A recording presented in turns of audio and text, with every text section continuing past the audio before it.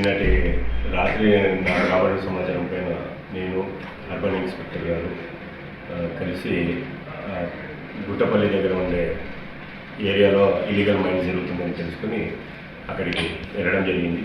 అక్కడికి వెళ్ళిన తర్వాత అక్కడ ఇల్లీగల్ మైన్స్ జరుగుతుంది మమ్మల్ని చూసి అక్కడి నుంచి పారిపోయారు వర్క్ చేసేవాళ్ళు. అక్కడ ఒక హిటాచి ఒక లారీని కూడా లోడ్ చేయబోతున్న లారీని కూడా మేము చేయడం జరిగింది. అటు నుంచి ఇంకొక రోడ్డు పక్కన ఇంకొక గుట్ట ఉంది, అక్కడ కూడా ఇల్లీగల్ మైన్స్ జరుగుతుందని ఇమీడియట్గా అక్కడ కూడా వెళ్ళడం జరిగింది. అక్కడ కూడా ఒక హిటాచి వర్క్ చేస్తుంది, అది కూడా వదిలేసి వాళ్ళు పారిపోవడం జరిగింది. దాన్ని కూడా మేము సీజ్ చేసాము. సీజ్ చేసి ఇమీడియట్గా మైన్స్ డిపార్ట్మెంట్కి రాత్రి తెలియజేయడం జరిగింది.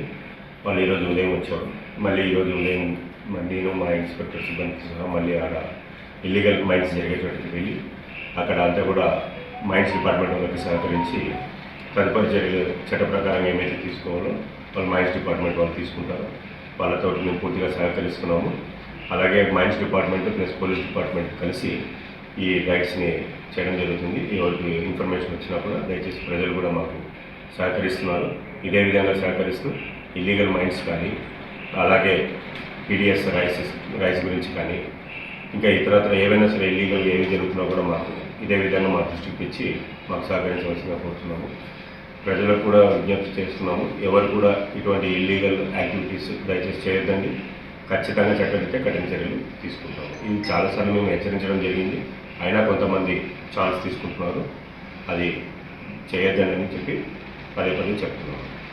సార్ ఈ విలువ సార్ దీని విలువని అంతా కూడా ఏడీ మైన్స్గా క్యాల్కులేట్ చేస్తారు. ఆ బ్లాక్స్ అన్ని కొలతలు పెట్టాలి. ఆ తర్వాత ఆ మైన్స్లో ఎంతవరకు తీశారు స్టోన్స్ అనేది వాళ్ళు క్యాల్కులేట్ చేస్తున్నారు. ఇప్పుడు మెజర్మెంట్స్ చేస్తున్నారు.